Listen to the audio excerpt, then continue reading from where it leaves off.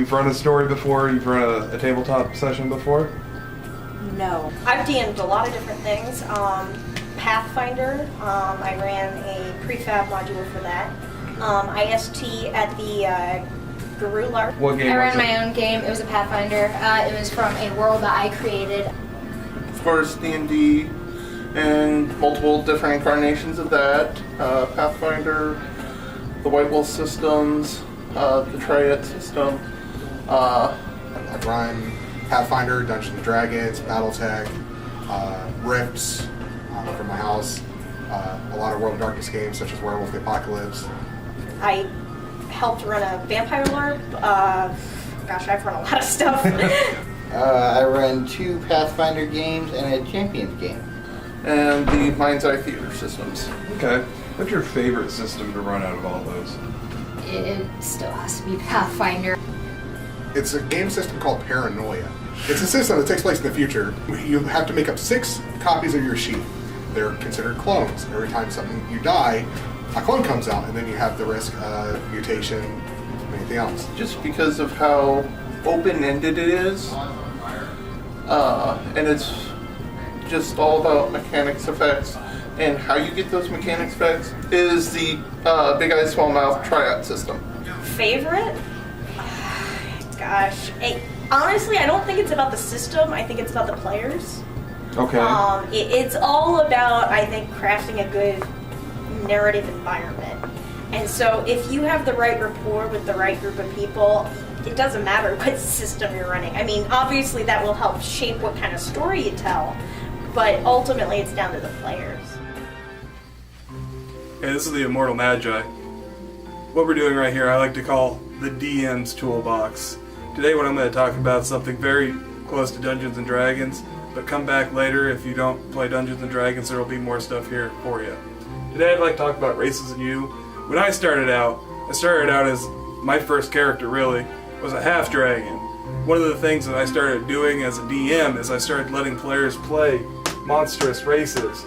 That way they could get the experience of trying something new and they don't just get elf or human or tiefling or warforged and all the basic races that everyone usually plays.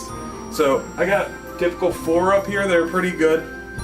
Depending on how forward you want to be, it depends on some of these races. Like you have the Shahagin up here. It's just a monstrous race of fish people. They're kind of like fish lizards, a little bit. They have a +2 ECL. You could give that to someone, no problem. Let them run around and be able to swim and stuff, especially if it's a nautical campaign. Satyrs. I love satyrs. They run around, they're all hooded, they sleep with everything that they see. They're great. Great rangers. Simply great rangers. Throy Queen. I had a friend that his favorite race to play was these guys right here. They're kind of grasshopper-y like humanoids. With the +3 ECL, you get a natural +30 to jump. You just run around all day, jumping up in the sky, coming down on people with the spear, be all dragoon about it. It'd be great, and it'd be a fun experience for your players. This last guy down here, Lumi, he has a high ECL, mostly because he's from the positive energy plane, which means he emits his own positive energy. Whenever you're around him, I think he has an aura of like 5 or 10 feet, you just automatically can start healing because he's there. One of the things these guys also offer is they don't have a neck. There's no neck. The rule is written the way it is in the book. If someone has Vorpal on their sword or their magic item, they crit, they go to hit them, goes right past. Completely immune to Vorpal. That is amazing. That is a huge thing at class levels.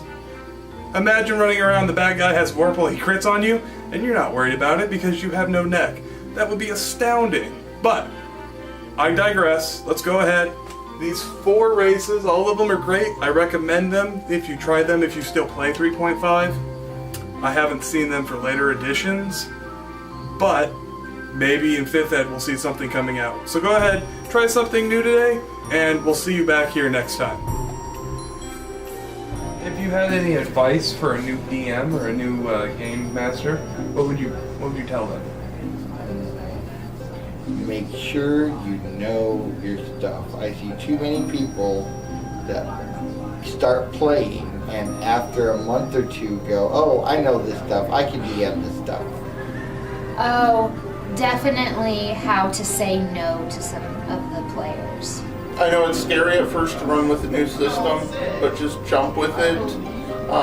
You'll actually might like it more than you think it would. A lot of people, when they start DMing, they think, okay, well, it's my job to be the bad guy. And that's part of it. Not completely crack out the bad guys when I throw them at them, because I accidentally had them built a little too powerful for whenever I threw them at. You're not just setting up the antagonist, you're not just trying to dick over your players. Yes, you are setting up the challenges, but part of the enjoyment in the experience is overcoming those challenges. Question everything. If someone says this is how it works, take the time to read it. Read it, ask multiple opinions, ask your fellow friends that ST'd or DM'd or ran a game. Just ask them, sit down and ask. It's like with anything.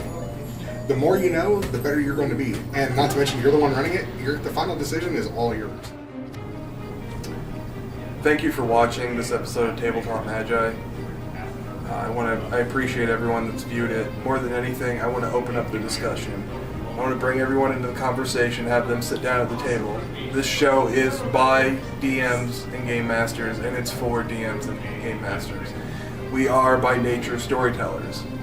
And what I want to do with this show is help all the storytellers improve each other. I am, of course, Rocklob, the Archmage Magi, and joining me will be other various personalities, tabletop games in general, LARPing in general. It starts with us. It starts with those game masters, those storytellers that really are just that. We're storytellers, and we have something to say, and we have something to give our friends other than just idle chit chat. It's something that we create, and it's something that we want to give out to the world. From us here at Tabletop Magi, I want to thank you again, and I want to wish you good games and good life.